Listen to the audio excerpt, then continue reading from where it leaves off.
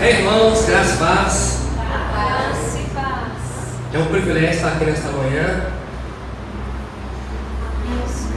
E eu sempre fico nervoso quando vou ministrar a palavra, porque é uma grande responsabilidade. Pra vocês terem ideia, quando eu estou à frente, eu olho para o relógio e não enxergo nem a hora, porque é muita responsabilidade. E eu quero compartilhar com vocês uma palavra. Deus ministrou no meu coração, e foi desde o início da minha conversão que Deus tem trabalhado algumas coisas comigo no meu caráter. Então, eu dei até um tema para a ministração. Olha que legal: seja livre ou escravo para sempre. Eu quero retratar duas histórias aqui, a história de Davi e a história de Sansão, e fazer tipo um paralelo entre elas, para vocês entenderem mais ou menos o que Deus falou comigo. E essa palavra se encontra em 1 Samuel, capítulo 17, versículo 8 a 9. 1 Samuel, capítulo 17, versículo 8 e 9, para começar.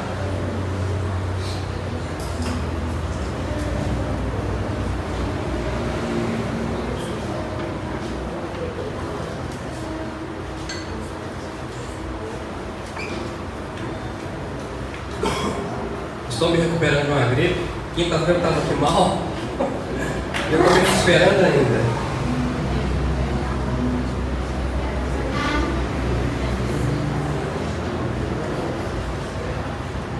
Eita, glória a Deus. Não é, irmão? Aleluia. Amém. Aí eu ia mandar a ministração do pastor, mas eu vou deixar de surpresa, que fica mais legal a surpresa. Isso aí. Essa história é muito conhecida, né? Só que eu vou falar de outra coisa, né? Não da vitória de Davi. 17, versículo 8 e 9.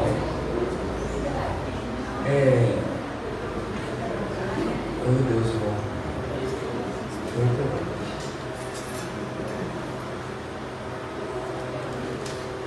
Amém, irmãos? Vamos lá. Golias parou e gritou às tropas de Israel: por que vocês estão posicionando para a batalha? Não sou eu um filisteu e você servo de Saul? Escolha um homem para lutar comigo. Se ele puder lutar e me matar, nós seremos os seus escravos. Todavia, se eu vencer e o matar, vocês serão os nossos escravos e nos servirão. Bom, essa história todo mundo já está cansado de saber, né? Davi vai lá para levar o lanche para os irmãos dele. Seu pai Jessé manda levar o lanche para os seus irmãos, que está com Saul na batalha. E apareceu no meio do arraial, né, um grande guerreiro que você já conhece, chamado Golias. E ele estava afrontando o povo de Israel, né? Até que nessa época era comum, né, eles chamarem um corpo a corpo para evitar a matança, para que o exército que vencer, o outro se torne escravo. Então Golias fez essa proposta para o povo de Israel, né? Se tiver algum soldado, um guerreiro junto entre vocês que pudesse me vencer, nós seremos seus escravos. Mas se nós vencer vocês serão os nossos escravos. Então vamos lá. Quando Deus me entregou essa administração, eu estava passando, como diz o pastor, Deus sempre fala com a gente primeiro. Eu estava passando um momento muito de lutas, né? Com meus pecados, né? Com as minhas dificuldades, né? E aí surgiu essa ministração: seja livre ou escravo para sempre. E eu vivia um momento de luta, né? Com meu Golias, né? Com meu gigante, assim como foi com o povo de Israel. E então a proposta era a seguinte, né? Se eu adiantar um pouco, vocês não vão começar a entender o meu raciocínio. E aí, como você sabe, Davi pegou, enfrentou o gigante, né? E foi uma história mais linda que todo mundo fala. Essa história virou até de superação, né? Como diz, de herói, de vencer o gigante e se tornar um cara reconhecido por todo o povo de Israel. E tinha as recompensas, né? Que Saul ia dar para quem vencesse, né? E nenhum soldado teve coragem de encarar Golias, né? Vamos falar a verdade, irmãos? Um gigante de mais ou menos 3 metros de altura, desde criança treinado para uma batalha. A sua lança era 3 vezes o tamanho de Davi, por exemplo. O seu escudo tinha um cara que carregava. O cara era treinado. quando Davi viu aquilo, ele tipo assim, claro que Davi era um cara que tinha uma vida com Deus em secreto, né? Tanto que quando ele viu o desafio que foi proposto para o povo de Israel e todo mundo tremendo as bases, ficando morrendo de medo daquilo ali, né? Não era para menos ele também ficar, mas ele não se apavorou e não ficou com medo. Então a história é tão bonita que quando a primeira vez que eu li essa história, eu me emocionei a respeito dessa história. Não só essa história, mas a de José também eu emocionei quando encontrou os irmãos. Mas essa de Davi me deu tipo uma coragem, tipo, poxa, o cara venceu. Era algo, sabe, dificílimo de vencer. E um exército inteiro ficou tremendo de medo vendo aquele gigante. Mas Davi não. Assim como eu matei o urso, matei o leão, assim ele teria coragem de matar aquele gigante. Da mesma forma que Deus entregou para ele o urso, entregou o leão, Deus também entregaria para ele aquele gigante. É uma fé inexplicável. Eu, por exemplo, se eu estivesse lá, eu morria de medo, assim como alguns de vocês também. Mas o mistério da coisa é o seguinte: eu quero fazer duas coisas aqui, falar sobre Davi e falar sobre Sansão, para vocês entenderem por que surgiu essa ministração. Não sei os homens da igreja, mas um dos meus problemas era as mulheres, né? Então eu lutava com isso a ferro e fogo. Não só eu, mas você pode ver na história da Bíblia, né? Você vai ver no decorrer da história da Bíblia, Davi teve problema, Salomão e outros homens. Mas aqui Davi venceu o gigante. Resumindo aqui para não tomar muito tempo, porque o tempo é 30 minutos, aí eu fui olhando para o relógio, ele já está quase no 10. Já está enxergando o relógio. Porque o negocinho está passando. Aí, irmãos, o que aconteceu? A proposta de Golias era: quem vencesse, né, ele se tornaria escravo, quem perdesse se tornaria escravo. Davi, vocês já sabem, venceu a batalha. E detalhe, com uma pedrinha, uma só pedrinha, foi certeiro. Aí ele pegou, olha como que foi humilhante, derrubou o gigante, pegou a espada dele e cortou a cabeça do gigante com a própria espada. Então Davi salvou o povo de Israel de ser escravo de novo dos filisteus. A proposta era: quem vencesse se tornaria o chefe, se tornaria, né, o senhor deles. Davi livrou o povo de Israel de ser escravo. Vocês vão entender agora. Então naquela época os povos filisteus, né, o pastor tá, sabe muito bem como sabe, os filisteus eram a pedra no sapato do povo de Israel. O povinho difícil, sempre Deus usava eles, né, para trazer, né, juízo ao povo de Israel. Aí eu volto lá atrás anteriormente, em Juízes 13, não precisa ler não, irmãos. Juízes 13, capítulo 13, do 16 ao 31, conta a história de Sansão. Agora vocês vão entender porque que eu falei de ser livre e escravo para sempre. Agora vocês vão entender a minha questão. Eu vou entrar mais a fundo na questão disso. Irmãos, Sansão foi juiz por 20 anos, né? Isso foi antes de Davi vencer Golias. Por 20 anos ele julgou o povo de Israel. E se vocês lerem o livro de Juízes, vocês vão ver que o povo de Israel, eles erravam, pecavam, Deus trazia um juiz, trazia o povo de volta. Eles erravam de novo, o Deus trazia um juiz, voltava para Deus, eles erravam de novo. E assim vai, gente. Sucessivamente, era uma coisa horrível. O livro de Juízes é muito interessante, que ele tem 3 palavras que o resumem. Apostasia, arrependimento e apostasia. E libertação. Depois, apostasia, livramento, libertação. Sempre arrependimento e libertação. Sempre assim. Porque Juízes mostra a decadência moral do povo de Israel. E é interessante isso. Um dia uma irmã aqui da igreja me perguntou: pastor, mas aquela história daquela concubina e do levita que está lá em Juízes, terrível aquilo, não é? Eu falei para você ver a degradação moral no contexto da época. Como o povo de Israel estava longe do Senhor. Então, gente, vocês vão começar a entender. Então não era diferente de mim, não. Eu estava longe do Senhor. Mas assim, aí Deus trouxe, eu trouxe a história de Sansão, porque existiam outros juízes, mas a história de Sansão é a que mais me identifico com ela. Aí Deus me deu essa história. Gente, Sansão era forte. Ele tinha tudo para ter, ter uma vida assim, linda, maravilhosa. Quando eu li a história dele, contando dos feitos deles, mas ele brincava demais com o som também, né? Por exemplo, na época que ele foi dar uma volta perto de Gaza, encontrou uma mulher.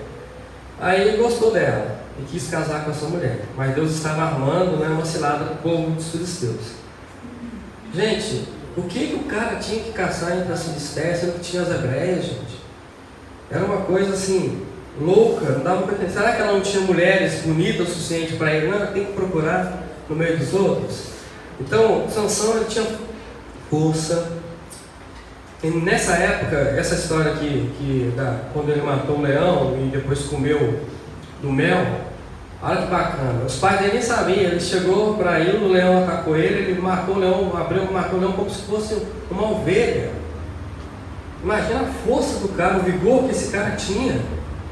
Aí o pai dele foi lá, armou o casamento, ele armou, né, aquela pergunta, né, como é que fala?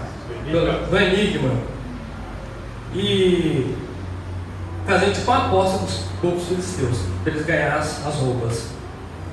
Mas, gente, aí, como sempre, a esposa dele fica perturbando ele até ele contar. Ela vai conta com os filisteus.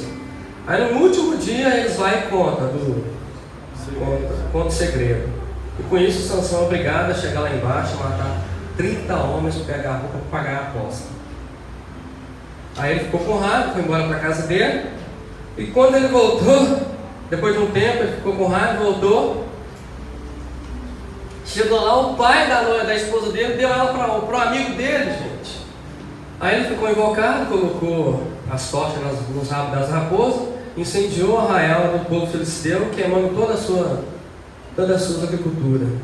Aí o povo filisteu ficou com raiva, ficou atrás dele, como vocês já conhecem a história. E aí ele mata os caras. Aí foi atrás dele. Aí os judeus prendem ele com as cordas e entregam para os filisteus. Aí quando chega lá, 1000 homens são mortos com uma queixada de jumento. Olha só, um homem só matou 1000 homens. Imagina isso, gente. Depois ele sentiu sede, foi embora. Sansão volta para Gaza. O que Sansão foi fazer em Gaza? Foi ter relações com a prostituta. E nisso, os filisteus já estavam doidos para pegar ele, cercaram a cidade, fechou tudo. Esperaram ele até de manhã entrar. Mas Sansão parece que foi mais esperto, saiu meia-noite do quarto da prostituta. E arrancou os portões de Gaza, gente. Imagina o tamanho dos portões. Ele arrancou e levou nas costas os portões. Só que ele tinha uma fraqueza. Um homem tão forte como Sansão tinha uma fraqueza. As mulheres. Olha pra você ver. A primeira mulher, ele falou tanto na cabeça dele até ele contar o enigma. Ele vai e conta. Aí com isso, armou a cilada, ele teve que matar 30 homens para poder pagar a aposta. Depois disso, ele vai para Gaza, tem relações com a prostituta, os caras cercam para matar ele e conseguem se livrar e leva os corpos nas costas. E conhece uma mulher chamada Dalila. Aí que pergunta. Olha que triste, um homem tão forte, tão valente, com um futuro promissor pela frente, juiz de Israel. Naquela época não tinha ninguém que era paro a ele, nem um exército inteiro. Ele matou 1000 homens, imagina. Só que uma mulher derrubou ele.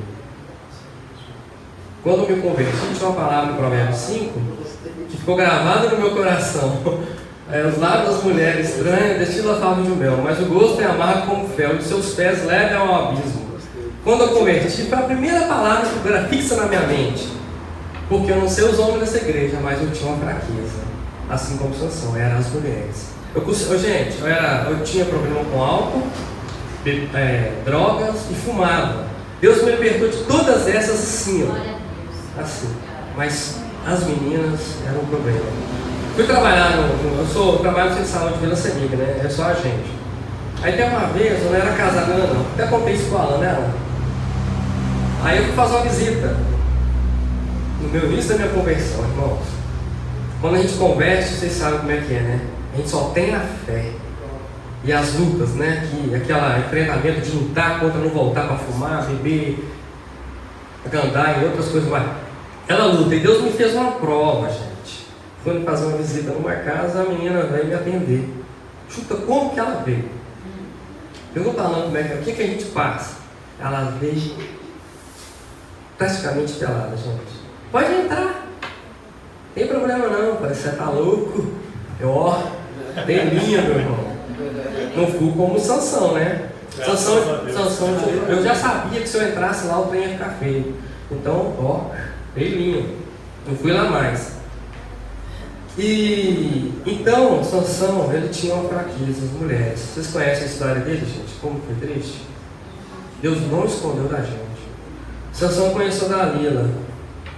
E os filisteus, os líderes, fizeram uma proposta para ela. Descubra qual que era a força, de onde surgia a força dele. E ela descobriu, foi perturbando ele, persuadindo ele, até ele falar, assim como foi a primeira esposa dele. Ele não aprendeu nada, né? Aí ela foi falando, e nisso ela colocou no quarto dos homens vigiando, né? Assim que ela descobrisse o segredo, ela ia contar para eles, e ela ia ganhar 100 moedas, gente. Oh meu Deus, o dinheiro é fogo, né? Aí ela foi, o Sansão enganou ela por 3 vezes, né? E Sansão é tão burro, gente. Será que ela não percebeu, não? Na hora que ela falou, os filisteus vêm contra você, ele vencia. Só que dessa vez não, ela trançou os cabelos dele antes, depois cortou o cabelo dele e ele não percebeu. Quando ela gritou, os filisteus vêm contra você, ele não percebeu que a força dele tinha acabado. Os filisteus agarrou ele, furou os olhos dele e levou ele para ser escravo e rodar moinho. Irmãos, olha que história trágica. Ele virou escravo. Sansão não vigiou e não venceu suas fraquezas, virou escravo. Agora, você deve estar se perguntando aí, né? Porque todos os domingos aqui a gente é divertido a respeito de alguma coisa. Pode reparar para vocês verem. Quem que já foi no encontro com Deus? Levanta a mão. Encontro com Deus. Vai entender o que eu estou querendo dizer aqui. Eu digo que aqui, pastor, é Peniel. Todo domingo aqui é Peniel. É um encontro face a face com Deus. Então, todo domingo aqui a gente tem uma palavra que confronta o nosso pecado. E isso é bom. Na antiga igreja que eu tinha, isso é muito bom para mim, né? Eu acho, né? E na igreja antiga que eu tinha, só tinha um cara que pregava confronto. Ele chamava Cleverson, né? E ele tinha uma palavra que falava muito ao meu coração. Mas antes de eu falar o que ele falava, aí tipo assim, vocês vêm e deve estar pensando assim, nossa, todo domingo tem confronto. Mas Deus traz uma palavra, olha para vocês verem. E esse pastor, que chamava Cleves, ele falava assim, é uma palavra que está lá em 1 Coríntios 10, 12. Assim, se alguém julga que está de pé, tome cuidado para que não caia. Né? Só que tem uma outra palavra em Provérbios 3,12, foi a palavra mais branda que eu tive para isso. Tem em Hebreus também 12, mas eu decidi por essa. Porque o Senhor repreende aquele quem ama, assim como o Pai a quem o quer bem. Por isso que todo mundo aqui, Deus tem confrontado a gente, porque Ele nos ama, porque Ele sabe que nós podemos cair a qualquer momento. Porque aquele que se julga de pé, tome cuidado para que não caia. Vocês podem ver os exemplos de grandes homens da Bíblia, como por exemplo, Sansão, Davi, Salomão. Imagina o homem mais sábio do mundo, Salomão, cair por causa das mulheres. Irmãos, é coisa séria. O cara é inteligente, né, pastor? O cara é inteligente, culto, sabedoria. Ninguém na terra é igual Salomão. E ele caiu por causa de mulheres. Aí, às vezes, quando Deus me deu essa palavra, a gente às vezes não entende o momento por quê. Mas, irmãos, todos nós, olha só, irmãos, a nossa fraqueza é o nosso gigante. E o nosso gigante é os nossos pecados. E cada um de nós sabe qual é o seu pecado e sabe qual é a sua fraqueza. A minha eram as mulheres. E se eu não vigiar hoje, ainda é. Porque o velho homem está todo o tempo assim, ó. Eu falo por mim. O tempo todo nos rodeando, querendo ressurgir. Eu falo porque é verdade, irmãos. Eu vivo isso todos os dias da minha vida. Lá onde eu trabalho, só o sangue do cordeiro. Eu acho que o short mais curto não existe para elas não. Se elas pudessem, andar nua. Então nós temos que vigiar. Porque Sansão caiu, Salomão caiu, Davi caiu. Então ninguém está livre disso não, irmãos. Quando traz essas palavras de confronto, mostra para a gente que Deus nos ama e nos quer bem.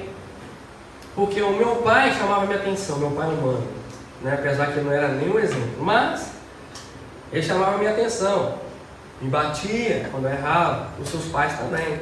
E em Hebreus 12, fala que Deus, ele nos corrige e ele também, ó, né, cor em cima. Vocês podem ver o exemplo do povo de Israel. Eles pecavam, Deus trazia a justiça. E a justiça não era mole não. Vocês podem ver que eles iam para os cativeiros, ficavam presos. Sansão furaram o olho dele, virou escravo. Então o negócio não é fácil não. Não podemos brincar com o pecado. Porque o pecado, ele vem, ele nos derruba mesmo. E esse pastor, gente, ele fala dele porque ele era meu líder na época. Ele era um referencial para mim. Teve uma vez que a líder da minha esposa, Célula, né? Nós éramos líderes de Célula. E ela era auxiliar. E toda quarta-feira a líder, nós éramos namorados, a líder dela me ligava e mandar mensagem, ligar para a Viviane, para ela ministrar na célula. Aí uma vez, ela já estava estressada com aquilo, que não era a primeira vez, era corriqueira, era direto. Só para vocês terem ideia. Aí eu falei com ela, irmã, maldita aquilo que faz a obra de Deus relaxadamente, tá? Confrontei ela, né? Porque toda quarta-feira ela fazia a mesma coisa. Só que eu não era casado com ela, eu não estava em contato com ela o tempo todo. Ela contou para a líder dela contou para o meu líder, que era o Clécio. Na reunião de líderes, estavam todos os líderes lá. Aí, quando acaba a pregação, as ministrações, vem os confrontos, né? Aí isso faz questão de chamar a atenção de todo mundo, na frente de todo mundo, né? Só que isso eu não achei legal nesse dia, né?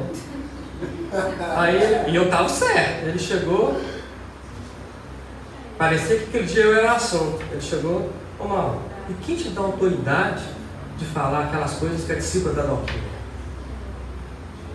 Eu falei mesmo que toda quarta-feira ela me liga que essas atitudes dela, eu confrontei ela. Aí ele veio assim, me chamando que está na frente de todo mundo, todos os 12 estavam lá. Aí eu falei assim, é por isso que a igreja não cresce.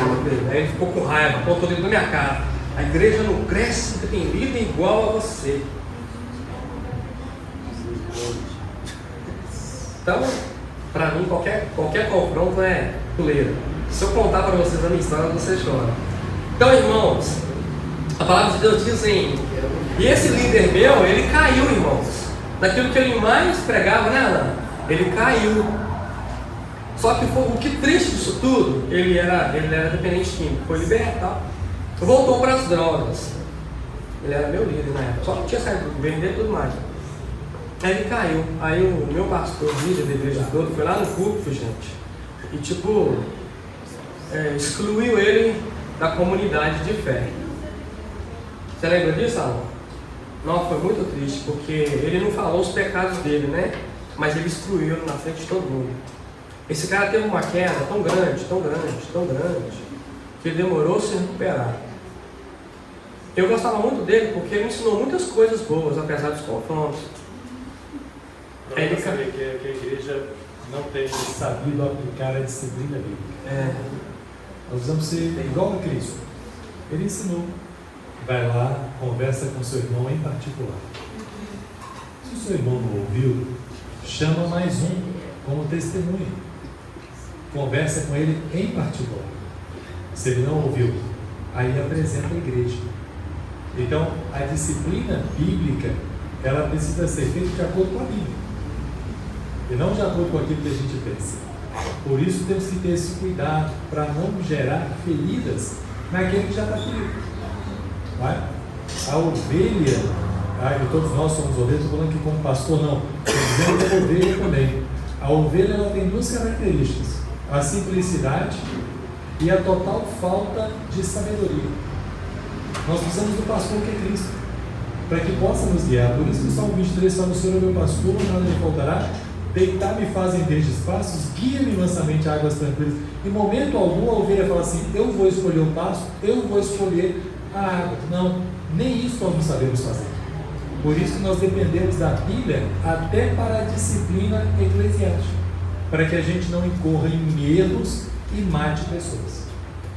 Irmãos, eu tinha 2 anos de convertido. Quando eu tomei esse confronto, passei por tudo isso e já me tornei livre. Por isso que eu falava assim, que a visão solar faz líder no micro-ondas, né? Que põe lá, 3 minutinhos está pronto. Mas quando Deus tem um propósito, Deus sustenta. Então esse meu líder caiu, fracassou, foi expulso da comunidade, ele decaiu, separou da esposa, foi uma tragédia. Mas hoje, né, nós temos visto ele no Facebook da companhia, mudou, separou. E as drogas, a fraqueza dele era as drogas. Ele caiu nas drogas de novo, mas ele recuperou. Deus levantou ele. Porque a palavra de Deus fala, né? Por 7 vezes os cair, por 7 vezes Deus o levantará. O cair é do homem, mas o levantar é de Deus. Deus levantou ele de novo, irmãos. Graças a Deus. Assim como Deus deu a moral para Sansão. Sansão, no último dia da vida dele, ele matou mais homens na sua morte do que na sua vida. Então Deus honrou ele apesar das suas fraquezas, apesar dos erros que ele cometeu, que não foram poucos. Mas, irmãos, as nossas fraquezas, elas nos derrubam. Nós temos que vencer as nossas fraquezas. A palavra de Deus diz em João 8,32: conhecereis a verdade vos libertará. E muitos de nós achamos que estamos livres, né? Mas na verdade não somos. Na verdade ainda tem alguma coisinha que tem que ser livre. Assim como foi com o povo de Israel, eles foram livres, saíram do Egito, estavam ali caminhando, mas eles ainda continuavam presos no Egito. Mesmo em liberdade, eles ainda continuavam presos, querendo voltar para o Egito. E muitas das vezes a gente é assim. Eu falo de mim porque eu vivo isso todos os dias, e se eu não vencer, eu me torno escravo de novo. E ainda continuamos com nossos pecados domésticos, né? Ou com nossos pecados de estimação, jogando para debaixo do tapete, achando que não vai dar nada, né? Como diz os antigos, aqueles camaradinhos meio malucos: não vai dar nada para mim. Mas isso vai acumulando. Já viu quando vai jogando um lixo debaixo do tapete? Vai acumulando. Uma hora todo mundo vai ver. Como é que você vai fazer? Vai ter que tirar aquele lixo. Assim é os nossos pecados. Temos que vencer, porque senão vamos acabar como Sansão. Ele ficou na vergonha, mas Deus deu uma oportunidade dele sair da vergonha, apesar que ele morreu. Ele tinha um futuro promissor pela frente, mas ele perdeu. Pois é, como eu sempre digo, se nós não vencer o gigante, nós vamos nos tornar escravos dele. Irmãos, em Gálatas capítulo 5, versículo 1, da nova tradução, linguagem de hoje, diz assim: Cristo nos libertou para que sejamos realmente livres. Por isso continuem firmes como pessoas livres e não se tornem ser escravos novamente. Não podemos nos tornar escravos novamente, porque além de se tornarmos escravos novamente, a vergonha que vem. Porque a gente, muitas das vezes, antes da gente cair no pecado, a gente prega para muitas pessoas, dá testemunho, nós somos maravilhosamente bacana. Assim como a gente converte, a gente prega até para o poste, para todo mundo. E todo mundo começa a olhar para a gente como referencial. E quando a gente cai, assim como foi meu líder, assim como foi todos os outros homens da Bíblia, vem uma vergonha. Vem uma vergonha, irmãos, que se a gente não vigiar, essa vergonha cresce tanto que nós não conseguimos nos recuperar e continuamos ficando em buraco. E hoje Deus quer nos dar essa chance, assim como todos os outros domingos, de nós, não sei, às vezes alguém está aqui, Deus tem essa palavra de ser livre e você não está entendendo, porque você está com alguma coisa que precisa ser tratada, assim como eu. Não, eu tenho certeza. Eu tenho certeza que todo mundo tem alguma coisa que precisa ser tratada. Porque o dia que nós acharmos que nós não temos nada para ser tratados mais pelo Senhor, esquece, já caiu. O grande problema do ser humano é que ele precisa reconhecer diante de Deus que ele é pecador. Mesmo estando na presença de Cristo, nós somos pecadores. E se nós não nos humilharmos debaixo da potente mão de Deus, a possibilidade da arrogância, da soberba e do orgulho são enormes. Então, olha, eu tenho certeza que todos nós precisamos ser tratados todos os dias, inclusive nos nossos pecados. Porque se acharmos que não temos defeito, olha o que diz a palavra de Deus. Se dissermos que não temos pecado, tornamos Cristo mentiroso. E é interessante também, queria só acrescentar aqui, nós somos muito precipitados para falar da fraqueza do outro, muito precipitados. E esquecemos que às vezes é difícil para ele. Não nos damos conta, né? Quando você diz assim, Mauro, o tanto que você luta contra a carne, isso é bíblico, né? Porque aquele que não milita contra a carne, então para mim não nasceu de novo, né? Nós temos desafios todos os dias. Então, quando você diz isso, a gente se esquece às vezes ao apontar a fraqueza do outro, o quanto que ele está tentando lutar contra aquilo, né? E eu me lembro, essa palavra assim, ela nos traz de certa forma uma palavrinha que a gente tem que nunca abandonar, que é o temor, né? Nós não consumamos o fato porque nós tememos ao Senhor. Apenas por isso, não é porque nós somos bons, né? Não é porque nós tememos a Deus. Então, quando a gente for abrir a nossa boca para falar da fraqueza do outro, que a gente tome cuidado, porque a fraqueza do outro pode não ser a minha fraqueza, mas eu também estou lutando com a minha. E Paulo chega até a nos dizer para que nós não acusemos o outro, ou sejamos duros com o outro, para que nós não caiamos na mesma tentação. Então isso é uma realidade.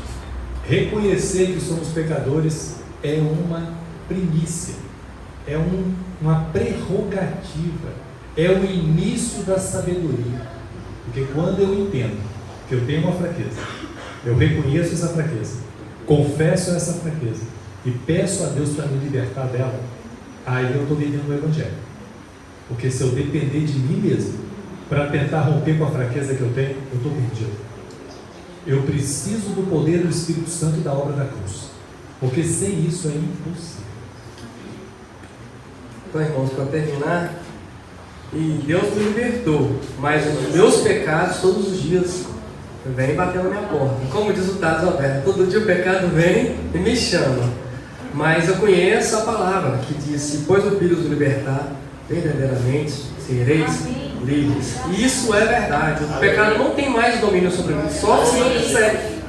Amém. Aí um dia a minha esposa falando que eu não gosto nem de comentar o que acontece na rua com ela, porque ela fica bolada. Aí, ai meu Deus, se um dia eu vou... Por favor, Tecla, sabe bolada é o quê? Bolada assim, chateada, triste. Ela fica triste quando eu comento, né? Mas é verdade. Aí um dia ela falou: se você me trai, eu falei: minha filha, não me trai, não é porque você está longe, não, pode Deus. Até quando o tempo passa sobre isso. E até porque também, para falar a verdade, Deus tem misericórdia da sua vida, você é feio demais.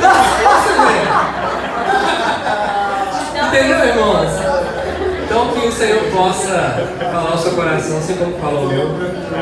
Nunca se esqueça, irmãos, que se você não lutar, você vai ser escravo. E como diz o título, seja livre ou escravo para sempre. Se você não vencer o gigante, você vai se tornar escravo dele. Eu mandei uma carta para meu cunhado e escrevi isso. Ele